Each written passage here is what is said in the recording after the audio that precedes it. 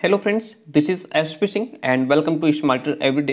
तो dear friend, हम लोग BEd second semester classes start कर चुके हैं और आज ये ईवीएस यानी कि पर्यावरण की सेकेंड क्लास है और इसमें हम लोग 30 क्वेश्चंस करने वाले हैं ऑब्जेक्टिव टाइप।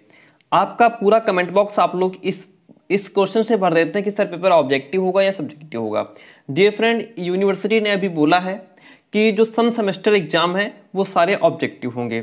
सम सेमेस्टर में आपके 2, 4, 6, 8 ये सारे सम में आते हैं। ठीक है, तो पेपर आपके ऑब्जेक्टिव टाइप ही होंगे और बाकी अगर कोई चेंजेस कोई बदलाव होता है तो आप तक इन्फॉर्मेशन पहुंचेगी। और जैसे आप लोग फर्स्ट सेमेस्टर में पूछते रहते सर पेपर ऑब्जेक्टिव होगा सब्जेक्टिव होगा, और जिस दिन डेट शीट आई उस दिन क्लियर आपको उस दिन आपने कहा कि हाँ सर सही है ऑब्जेक्टिव होगा, क्योंकि मैंने तो शुरुआत से ही ऑब्जेक्टिव क्लासेस शुरू कर दी थी। लेकिन आप लोग कह रहे थे सर पता नहीं ऑब्जेक्टिव होगी सब्जेक्टिव होगा, तो ये इतना परेशान मत हुआ करो, पेपर आपका ऑब्जेक्टिव होगा। ठीक है, और क्योंकि यूनिवर्सिटी ने बोला है सम सेमेस्टर के लिए तो जाहिर सी बात है ऑब्जेक्टिव ही होगा, और बाकी अगर कोई बदलाव होता है तो फिर वैसा कर लेंगे। ठीक है, और आपका फर्स्ट सेमेस्टर बहुत अच्छे से गया, सेकंड सेमेस्टर भी बहुत अच्छे से करवाएंगे। और जितने भी आपके जो पेडागोजी सब्जेक्ट हैं उनकी भी क्लासेस जल्दी ही 2-3 दिन में शुरू करेंगे, उसके लिए आप परेशान ना हो। ठीक है, सबसे पहला क्वेश्चन आपके सामने है, देखिए बता देता हूं एक बार आपको। बीएड सेमेस्टर सेकंड है, पर्यावरण शिक्षा, इसके 30 ऑब्जेक्टिव टाइप क्वेश्चन हम लोग करने वाले हैं। पहला क्वेश्चन आपके सामने है, वन्य प्राणी सप्ताह प्रतिवर्ष मनाया जाता है। जो वन्य प्राणी सप्ताह है वो हर साल किस सप्ताह में मनाया जाता है? नवंबर के पहले सप्ताह में होता है, अगस्त के प्रथम सप्ताह में, अक्टूबर के पहले सप्ताह में, या फिर जुलाई के पहले सप्ताह में? तो जो वन्य प्राणी सप्ताह है ये आपका अक्टूबर के प्रथम सप्ताह में मनाया जाता है। वन्य प्राणी सप्ताह प्रतिवर्ष कब मनाया जाता है? अक्टूबर के प्रथम सप्ताह में मनाया जाता है। Option C is the right answer.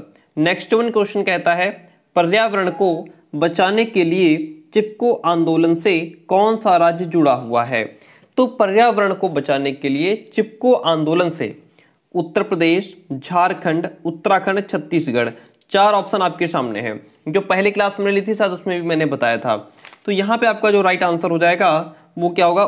Uttarakhand. जो उत्तराखंड है यह चिपको आंदोलन से जुड़ा हुआ है। ठीक है, इसलिए हम ऑप्शन नंबर सी के साथ जाना चाहेंगे।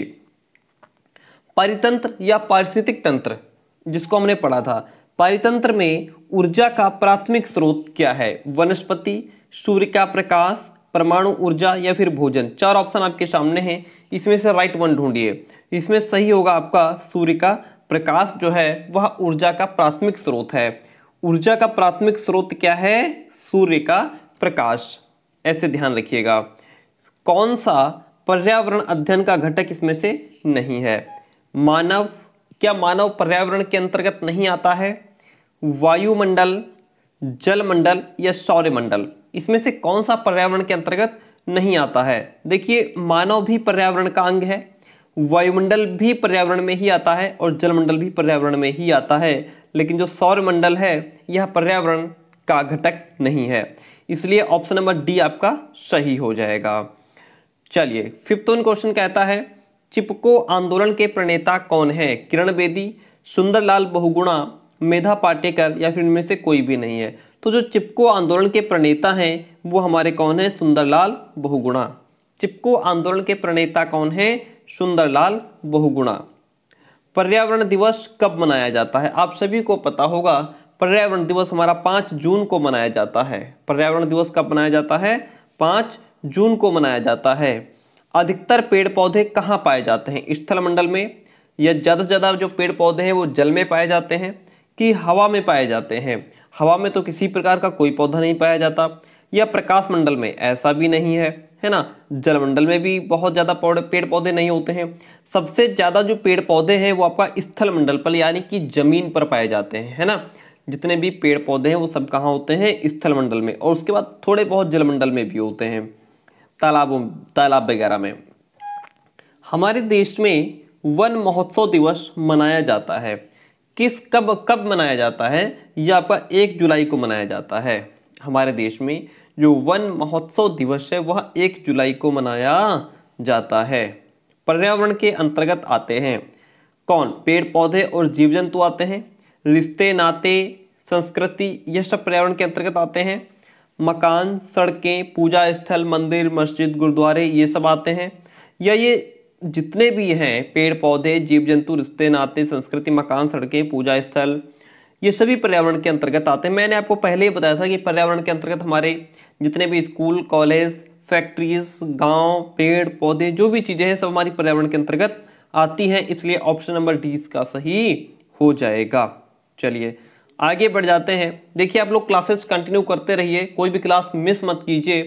पेपर की इतनी टेंशन मत लो, पेपर ऑब्जेक्टिव होगा सब्जेक्टिव होगा, बस यही क्वेश्चन आप लोग पूछते रहते हैं। पेपर ऑब्जेक्टिव होने के ज़्यादा से ज़्यादा चांसेज हैं और आप लोग परेशान ना हो।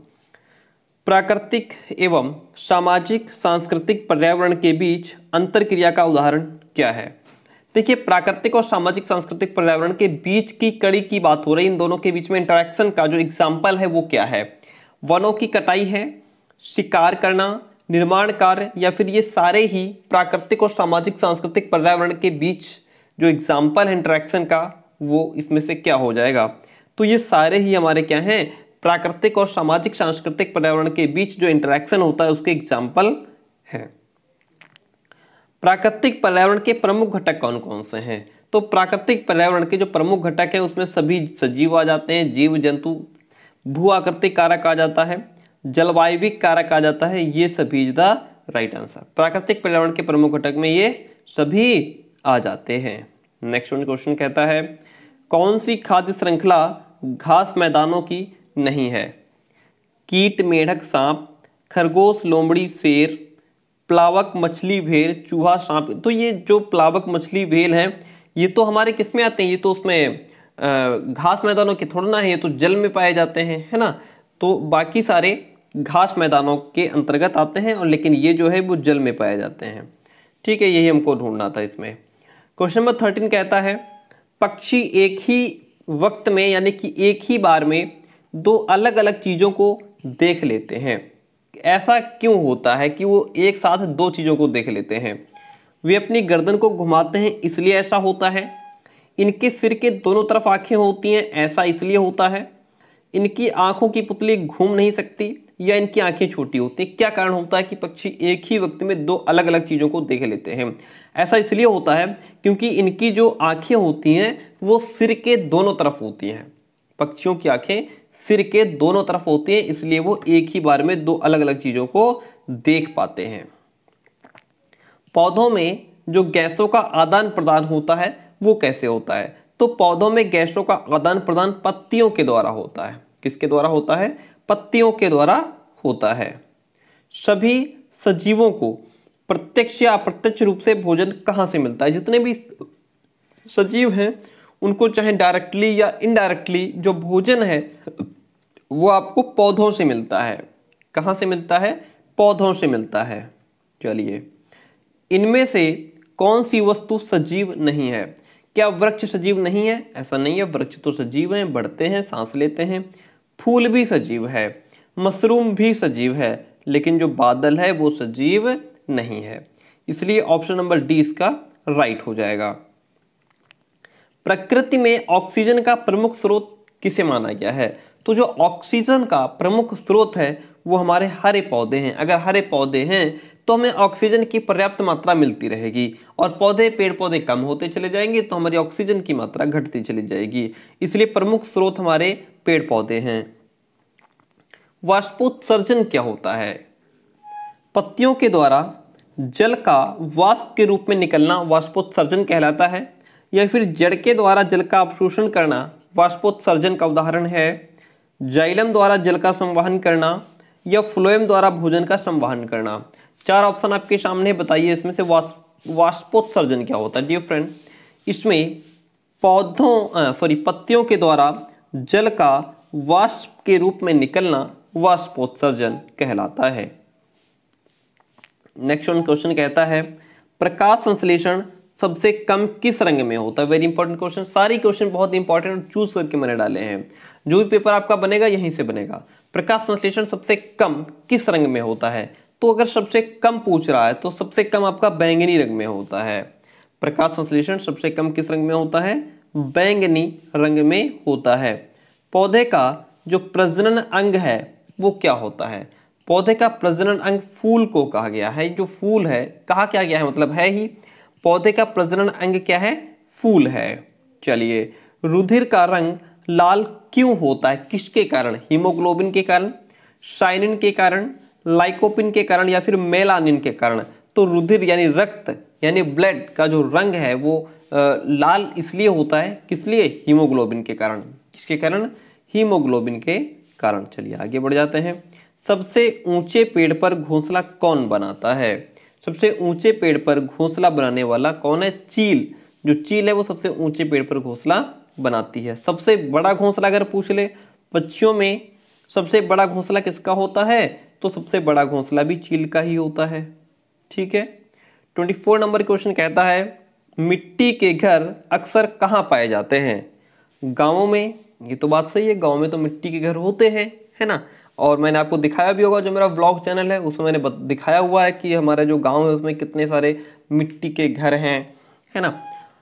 या फिर जहाँ ज़्यादा गर्मी होती है वहाँ मिट्टी घर पाए जाते हैं, या इन दोनों ही जगह, या इनमें से कोई नहीं। तो देखिए मिट्टी के घर गांव में भी होते हैं और जहाँ ज़्यादा गर्मी होती है वहाँ मिट्टी के घर पाए जाते हैं। तो दोनों ही जगह मिट्टी के घर पाए जाते हैं। ऑप्शन सी यहाँ पे सही हो जाएगा आपका। बांस और लकड़ी के घर कहाँ बनाए जाते हैं, तो बांस और लकड़ी के घर वहाँ बनाए जाते हैं जहाँ ज़्यादा बारिश होती है। जहाँ ज़्यादा बारिश होती है वहाँ बांस और लकड़ी के घर बनाए जाते हैं। बच्चे को सामाजिकरण का पहला पाठ कहाँ से प्राप्त होता है, बच्चा समाज में कैसे उठना बैठना रहना खाना पीना सोना है, सामाजिकरण, एक दूसरे से भाईचारे की भावना, ये सब कहाँ से सीखता है। तो ये सब चीज़ें बालक के अंदर सबसे पहले परिवार से आती हैं। कहाँ से आती हैं, परिवार से आती हैं। चलिए, कौन सी बीमारी दूषित जल पीने से हो जाती है, अगर आप दूषित जल पीते हैं तो कौन सी बीमारी हो जाती है आपको, टाइफाइड हो सकता है। दूषित जल पीने से टाइफाइड नामक बीमारी आपको हो जाती है। विटामिन सी की कमी से होने वाली बीमारी का क्या नाम है, स्कर्वी, बेरी रतौंधी, थकान। तो विटामिन सी की कमी से आपके अंदर कौन सा रोग हो जाता है, स्कर्वी रोग हो जाता है। चलिए next one question, second last है आज का। समुद्री शैवाल किसका महत्वपूर्ण स्रोत है, क्लोरीन, ब्रोमीन, आयोडीन, लोहा। तो जो समुद्री शैवाल है वह आपका आयोडीन का महत्वपूर्ण स्रोत है। किसका, आयोडीन का महत्वपूर्ण स्रोत माना जाता है। और आज का लास्ट क्वेश्चन है, और आप लोग ज़्यादा परेशान ना हो कि पेपर ऑब्जेक्टिव होगा या सब्जेक्टिव होगा। 95% चांसेस से ऑब्जेक्टिव ही होगा, क्योंकि यूनिवर्सिटी ने ऐसा कहा है कि सम सेमेस्टर का एग्जाम आपका ऑब्जेक्टिव होगा, तो आपका सम है ही ऑब्जेक्टिव ही होने के चांसेस हैं। चूहों के द्वारा फैलने वाला रोग कौन सा है, प्लेग। प्लेग एक ऐसा रोग है जो चूहों के द्वारा फैलता है। क्लास कैसी रही कमेंट करके जरूर बताइए, और हम कोशिश करेंगे थोड़ा थ्योरी भी ऐड करेंगे इसमें, ताकि आप लोग किसी प्रकार की कोई दिक्कत ना हो। थ्योरी और ऑब्जेक्टिव दोनों करेंगे, ठीक है। चलिए मिलते हैं बहुत जल्दी नेक्स्ट क्लास में।